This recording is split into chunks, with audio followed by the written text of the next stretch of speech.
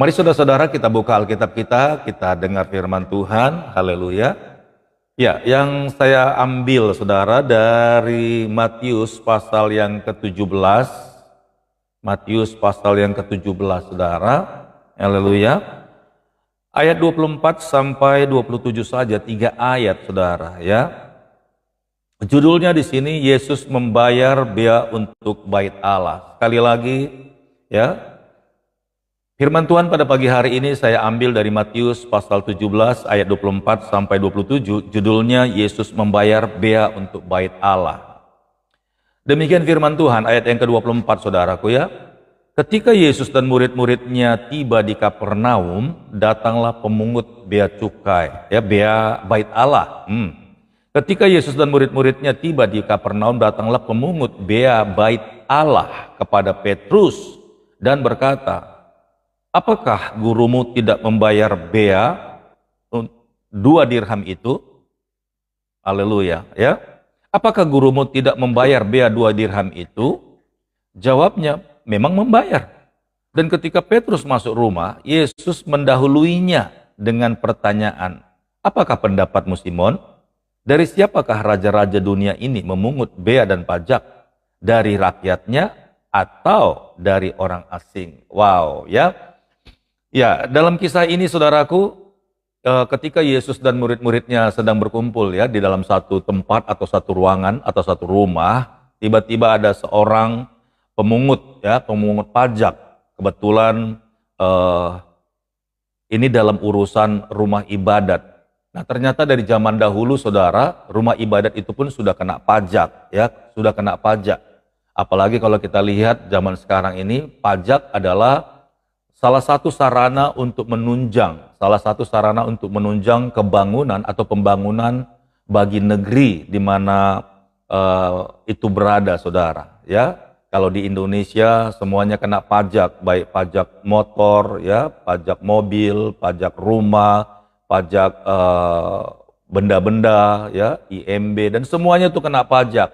Tetapi semua pajak itu sebenarnya untuk kesejahteraan masyarakat daripada Indonesia sendiri, saudara. Jadi pada hari ini kita sedang belajar tentang taat, saudara, ya, taat.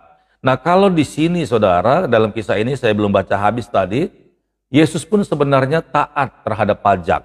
Nah, jadi saudara-saudaraku yang menonton dan menyaksikan program pagi hari ini, ya, lewat firman Tuhan ini, saudara-saudara semuanya, kalau ingin diberkati Tuhan, kalau ingin mendapatkan pertolongan dari Tuhan, kita tidak boleh, bahkan kita tidak bisa seakan-akan kita beriman kepada Tuhan, kita percaya kepada Tuhan akan berkat-berkatnya, akan janji-janjinya, tetapi kita tidak pernah mau taat dalam hal sekecil apapun.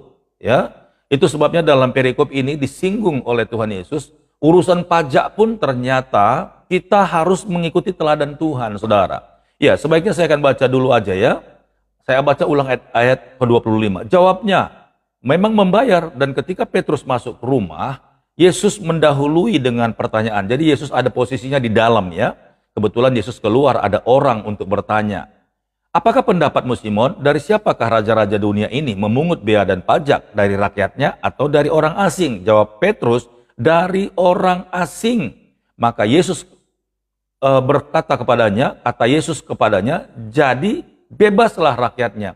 Yang sekalipun seharusnya, saudaraku, sebenarnya menurut pengetahuan dan kebenaran yang ada di dalam kehidupan Yesus dan murid-muridnya, dalam hukum-hukum yang ada mungkin di tempat mereka tinggal saat itu di Yerusalem atau di Bethlehem atau dimanapun, saudara, sebenarnya pajak itu dipungut hanya dari pendatang, saudara.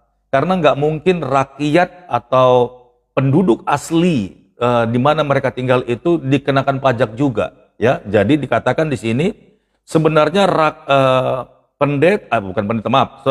sebenarnya presiden, raja, ya, atau pemimpin apapun itu mendapatkan pajak bukan dari rakyatnya, tapi dari orang asing, pendatang, investor, ya. Nah, seharusnya pajak itu hanya dipungut dari orang-orang seperti itu, tetapi ternyata Yesus berkata begini, ya. Apakah pendapatmu Simon, dari siapakah raja-raja dunia ini? Ini raja-raja mewakili pemimpin-pemimpin dunia termasuk presiden ya. Dari siapakah raja-raja dunia ini memungut bea dan pajak? Dari rakyatnya atau dari orang asing? Jawab Petrus, dari orang asing. Maka kata Yesus kepadanya, jadi bebaslah rakyatnya. Harusnya rakyatnya nggak perlu bayar. Tetapi, kata Tuhan Yesus, tetapi supaya jangan kita menjadi batu sandungan bagi mereka, pergilah memancing ke danau dan ikan pertama yang kau pancing, tangkaplah dan bukalah mulutnya, maka engkau akan menemukan mata uang 4 dirham di dalamnya. Ambillah itu dan bayarkanlah kepada mereka, bagiku dan bagi kamu. Nah, Yesus pun bayar pajak, Petrus pun harus bayar pajak, saudaraku. Haleluya. Nanti kita bahas tentang berkat-berkat apa yang terjadi ketika kita melakukan ketaatan, saudara. Ya, jadi bukan hanya untuk bea bait Allah, tetapi Yesus pun katanya agar kita tidak menjadi batu sandungan. Nah, ini dia saudaraku, ya. Jangan jadi batu sandungan. Kata batu sandungan itu banyak, saudaraku. Ya, saya ilustrasikan. Seharusnya pajak itu dibayar oleh pendatang. Seharusnya pajak itu dibayar oleh investor-investor asing. Seharusnya pajak itu dibayar oleh orang-orang yang datang ke sana untuk melakukan transaksi bisnis, dan rakyat aslinya, penduduk aslinya tidak perlu bayar. Tetapi Yesus berkata agar tidak menjadi batu sandungan bagi kita, pergilah ke danau ya dan pancinglah ikan. Nanti di sana engkau akan, ikan yang pertama yang kau dapat itu, bukalah mulutnya, maka di dalam mulutnya engkau akan menemukan, engkau akan mendapatkan 4 dirham, dan ambillah, bayarkanlah pajak itu buat saya dan juga buat kamu Simon. Haleluya.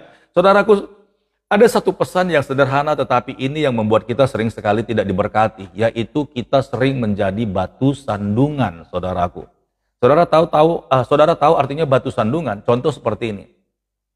Kalau seandainya orang yang tidak punya, kalau seandainya orang yang miskin tidak bisa bayar pajak, seperti Pak Jokowi sangat luar biasa ya, presiden kita ini, dia sangat tahu kalau orang-orang susah, sekalipun mungkin dia punya rumah tapi kecil, bahkan sudah puluhan tahun tidak bisa dibangun, bahkan rumahnya gubuk-gubuk, bahkan Pak Jokowi bilang ya, IMB atau pajak apapun dibebaskan gitu ya, karena dia tahu ya, rumah yang ukuran kecil bahkan miskin, kehidupan mereka miskin, saudaraku, hanya bisa tempat tinggal aja udah luar biasa. Nah, Pak Jokowi bebaskan itu, saudaraku ya, tidak dipungut, bahkan kalaupun dipungut itu kecil sekali. Beda dengan kalau ada penduduk Indonesia, rakyat Indonesia punya rumah itu besar, real estate, saudara, itu pajaknya mahal sekali, itu langsung berpuluh-puluh kali lipat. Kenapa, saudara? Itulah bukti keadilan yang Bapak Presiden kita lakukan, saudaraku. Nah, namun ada banyak anak-anak Tuhan sudah merasa, bahkan sudah diberkati luar biasa, sudah menerima janji-janji Tuhan, tetapi jadi batu sandungan. Haleluya. Saya berdoa agar saudara-saudara yang menyaksikan video ini, ya, live streaming pagi hari ini, kalau saudara memang merasakan sudah diberkati oleh Tuhan, saudara memang adalah orang-orang yang mampu, bisa dikatakan orang yang berada, jangan jadi batu sandungan, saudaraku. Saudara tahu maksud Pastor Daud, ya? Kalau orang lain tidak bisa bayar pajak, itu karena sebuah kewajaran, mereka tidak mampu ya dalam kehidupan sehari-hari. Pertanyaannya di sini kita harus taat, saudaraku, ya. Ya, jangan jadi batu sandungan. Saudara, orang boleh lihat saudara punya banyak hal, bahkan kendaraan lebih dari 2, saudaraku. Tapi pertanyaan kecil muncul, tanda kutip. Saudara memanipulasi keadaan sehingga saudara tidak mau bayar pajak. Saudara tahu maksud saya. Haleluya. Nah, kalau seperti ini, saudara, percuma kita jadi berkat. Itu sama seperti pengajaran kemarin pagi, saudaraku. Pohon ara yang kelihatan daunnya lebat tapi tidak punya buah. Haleluya. Saudara, mungkin terlalu berlebihan kalau Pastor Daud katakan saudara orang yang diberkati, tapi lewat firman Tuhan ini agar kita tidak menjadi batu sandungan, sekalipun kita tidak bukan menjadi orang yang kelimpahan, tapi Yesus telah meneladaninya. Agar kita tidak menjadi batu sandungan, Simon, pergilah memancing, saudaraku.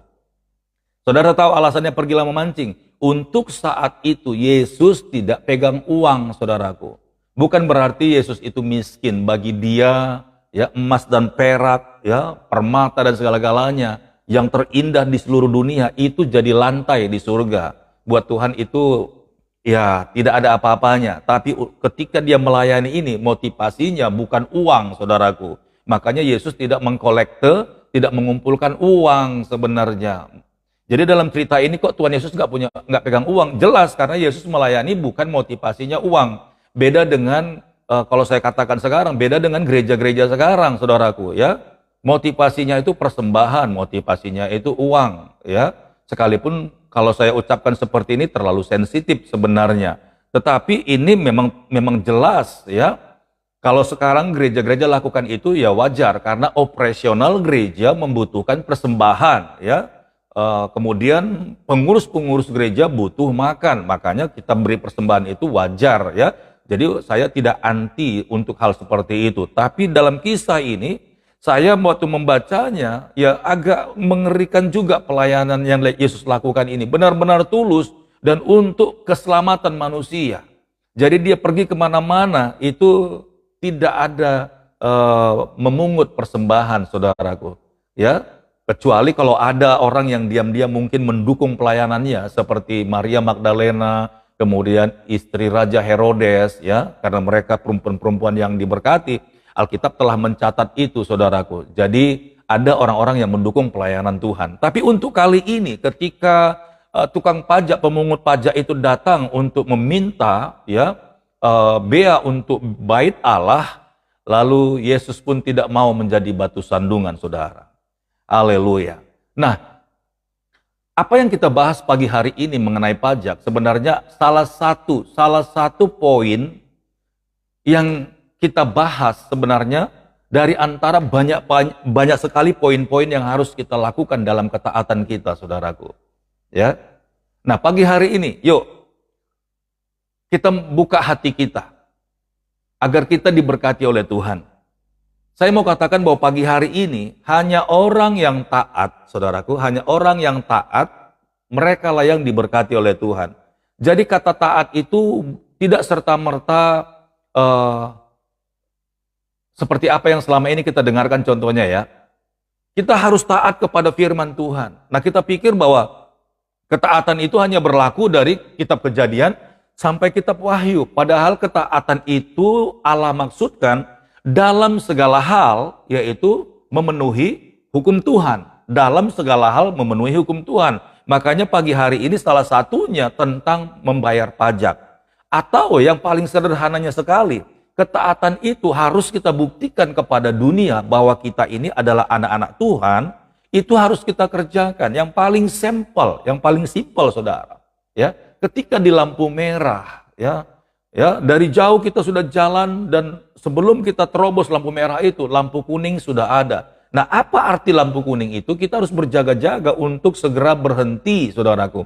Karena hanya beberapa detik lampu kuning, dia sudah langsung merah. Ya, tadinya kita dari jarak jauh masih melihat lampu hijau. Ternyata tiba-tiba lampu kuning. Begitu lampu kuning muncul, maka kita harus segera berhenti. Karena tidak lama dari itu, beberapa detik langsung lampu merah. Dan kita harus menunggu sampai lampu hijau kembali. Saudaraku yang diberkati oleh Tuhan, berapa banyak kali kita untuk hal ini di lampu merah saja tidak pernah mau taat, saudaraku.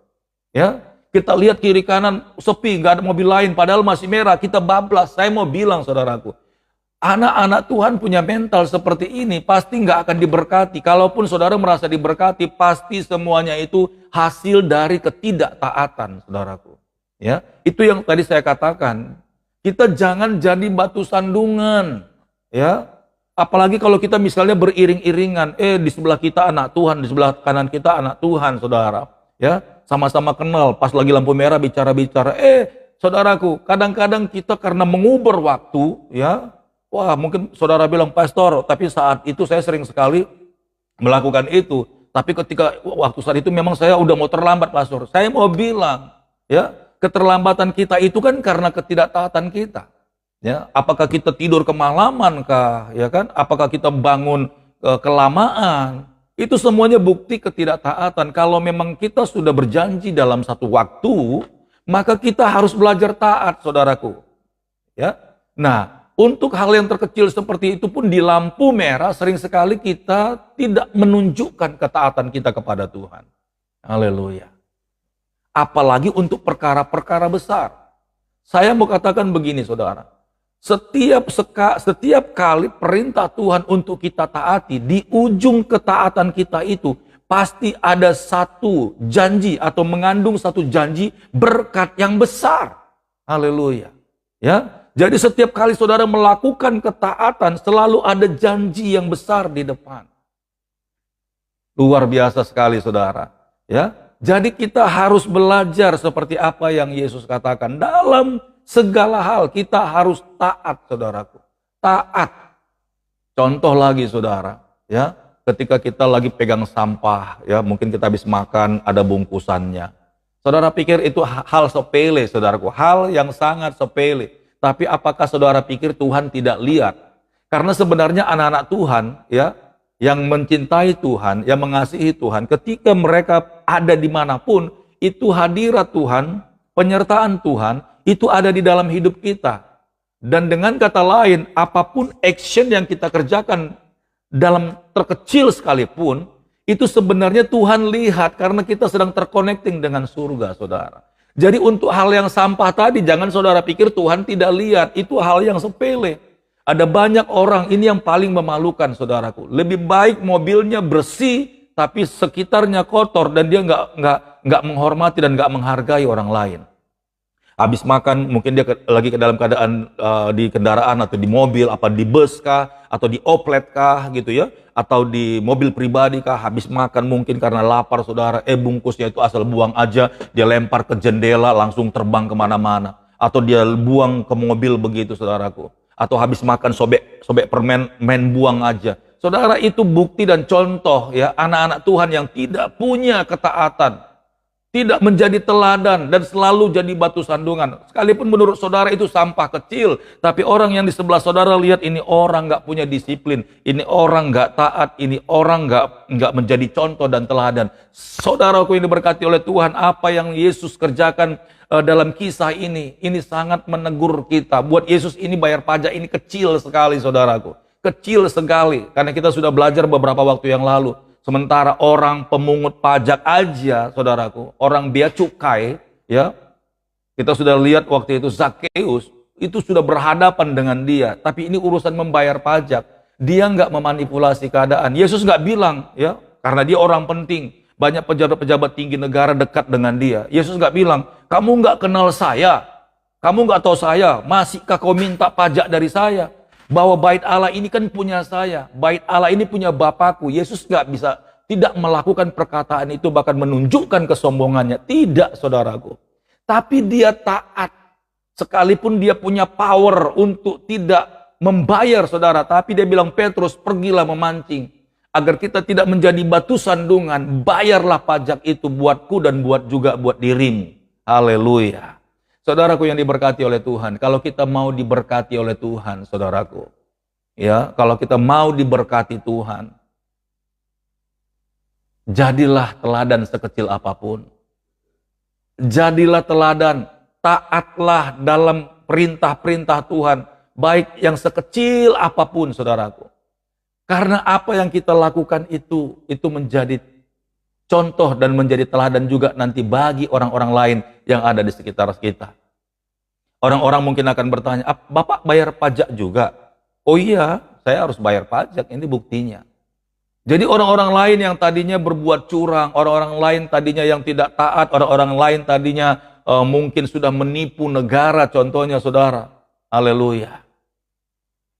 Akhirnya mereka sadar kalau ada anak Tuhan yang punya kesempatan untuk tidak membayar, tapi membayar juga, saudaraku. Luar biasa. Tuhan lihat itu, saudaraku. Haleluya. Ya. Jadi mau di lampu merah kah, saudara, mau di dalam oplet kah, saudara, mari dalam perkara kecil, sekecil apapun, saudaraku. Kita harus taat, kita harus setia, kita harus menjadi contoh dan teladan, dan tidak menjadi batu sandungan. Haleluya. Dan kalau saudara mungkin sudah melakukan itu mulai hari ini berubah, saudaraku. Berubah. Dan mungkin kalau saudara pikir, pastor saya nanti mau terlambat karena sering sekali saya menghadapi lampu merah, ada 8 lampu merah. Kalau saya tidak terobos, saya nanti terlambat masuk kantor. Saudaraku ini diberkati oleh Tuhan, saudara nggak tahu ya. Ada orang mencoba mengejar waktu dalam hanya ya kurang lebih 20 detik. Dia kejar orang lebih cepat dari orang lain. Dia kejar agar dia tidak terlambat, saudaraku. Apa yang terjadi? Begitu orang yang di belakangnya tadi melihat cuma 20 detik, ternyata sudah jadi mayat di depan karena tabrakan, saudaraku. Haleluya. Orang yang tidak sabar itu mendahului maut, saudaraku. Itu kitab Amsal. Orang yang tidak sabar itu mendahului maut. Mendahului maut, saudaraku. Ngeri. Ngeri sekali, saudara ya. Nah, jadi pagi hari ini biarlah renungan firman Tuhan ini kita taruh di hati kita. Kita ingat, saudaraku ya. Coba kita perhatikan ayat yang ke-27 sebelum kita akhiri. Tetapi supaya jangan kita menjadi batu sandungan bagi mereka, pergilah memancing ke danau, dan ikan pertama yang kau pancing, tangkaplah dan bukalah mulutnya, maka engkau akan menemukan mata uang. Saudaraku yang diberkati oleh Tuhan, ada satu peristiwa di tengah-tengah Yesus sedang mengajarkan ketaatan kepada Petrus. Petrus dilatih, saudaraku. Petrus dilatih ketika Petrus taat mau bayar pajak. Mungkin Petrus berpikir selama ini, saya nggak perlu bayar pajak karena saya ini putra daerah, karena saya ini penduduk asli. Tapi Yesus mengajarkan Petrus untuk taat bayar pajak. Nah mungkin saat itu Petrus bilang, guru kita nggak punya uang. Bagaimana cara membayarnya? Lihat saudaraku dalam kisah ini. Sekalipun dalam keadaan terjepit, mereka akan membayar pajak itu. Haleluya. Yesus menyuruh Petrus ke danau. Yesus berkata, pergilah memancing. Haleluya. Dan ikan pertama yang kau pancing, tangkaplah, ambillah, dan bukalah mulutnya, maka engkau akan menemukan mata uang 4 dirham. Saudaraku yang diberkati oleh Tuhan, bagaimana ceritanya ikan bisa makan koin, bisa makan uang? Ya, dirham itu koin, saudaraku, bukan kertas. Kalau kertas pasti sudah hancur dalam air, udah sobek-sobek. Tapi itu ada 4 dirham, saudaraku, uang koin di dalam mulut ikan. Petrus itu sebenarnya kalau mendengar apa yang Yesus perintahkan, itu secara manusia aja, karena Petrus berkali-kali logikanya jalan, saudara. Ketika Yesus menyuruh dia, Petrus, baiklah, pergilah ke danau sekarang, pergilah memancing, pergilah. Ikan yang pertama kau tangkap, itu buka mulutnya. Nah, Petrus mulai mikir, saudaraku. Ketika Yesus melanjutkan perkataannya, nanti di mulutnya itu ada 4 dirham, ada 4 uang koin. Itu Petrus, saudaraku, di tengah-tengah kegalauannya untuk cari uang, dia pikir dia pergi memancing ke danau, dia pancing ikan, dia jual per kilonya berapa. Ya mungkin Petrus udah agak getar-getir juga, paling kalau saya mancing dapat berapa ekor lah Tuhan. Kalaupun mau dijual nanti mungkin nggak bisa sanggup untuk bayar pajak kita ini. Halo, saya mau katakan Tuhan Yesus itu pemilik segala sesuatu. Kalau Tuhan Yesus yang sudah suruh, perhatikan baik-baik. Kalau Tuhan Yesus yang sudah suruh, itu artinya Tuhan Yesus sudah menunggu di sana. Dan Tuhan Yesus yang lakukan segala sesuatu buat saudara. Jadi taat saja. Haleluya. Ya, jangan membantah, jangan menolak. Taat. Petrus dia taat, dia pergi ke sana. Baiklah guru, saya ke danau sekarang ya, saya pamit, saya pancing. Ternyata ketika dia pancing, saudaraku, saya nggak tahu Petrus kailnya itu dia pakai apa? Dia pakai cacing kah? Dia pakai jangkrik kah? Atau dia pakai magnet? Saya nggak tahu.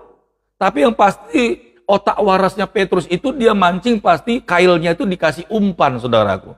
Coba, adakah hubungan yang selaras terjadi, saudaraku? Ikan itu tadinya itu makanannya ya kalau nggak serangga, ya ikan-ikan kecil yang lain atau cacing, saudaraku.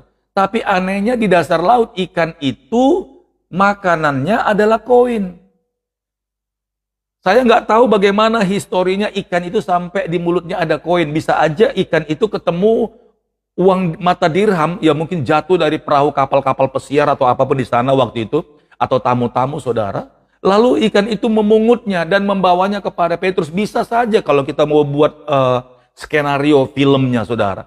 Tapi buat saya ini sesuatu yang nggak lumrah gitu loh. Sesuatu yang mustahil. Ya, bagaimana Petrus membawa kailnya dan menyiapkan kailnya itu dengan umpan, saudaraku. Anggap aja cacing. Lalu ketika dia mulai memancing, saudara, ada ikan yang nyangkut di kailnya tapi di mulutnya ada koin. Ya, mulut ikan itu sudah penuh, sudah syarat dengan logam, tapi dia bisa nyantol dengan kailnya Petrus. Buat saya tuh nggak masuk akal. Tapi itulah yang terjadi, saudaraku.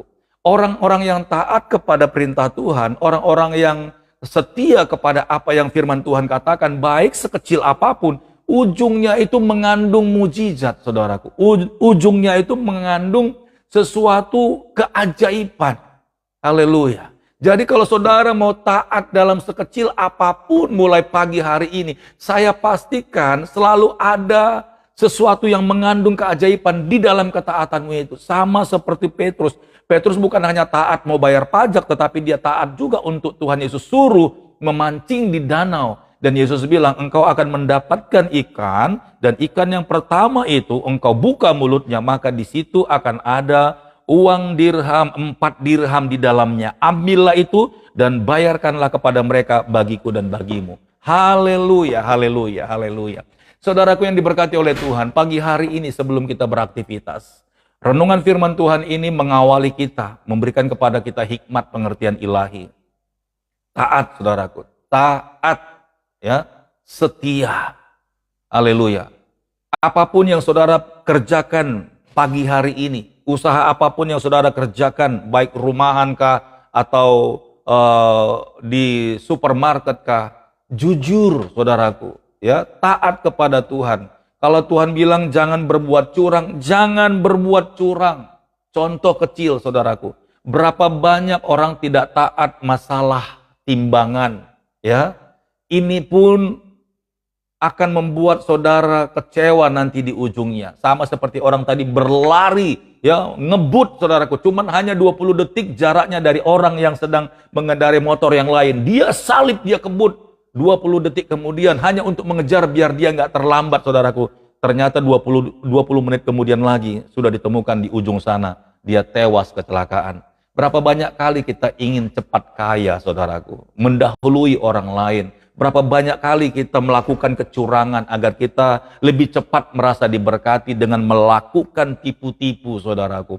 Melakukan kejahatan, ketidaktaatan di hadapan Tuhan. Kita pikir kita sudah berkenan, saudaraku. Kita pikir kita sudah mendapatkan janji Tuhan. Padahal itu semuanya kecurangan. Haleluya. Contoh, haleluya. Kalau saudara seorang pedagang warung atau pedagang apapun, ya, baik dalam takaran-takaran terkecil sekalipun, saudaraku, ya, kilo, haleluya, ya, ada itu firman dan hukum-hukumnya, ya, di kitab Ulangan kalau tidak salah atau di Imamat itu.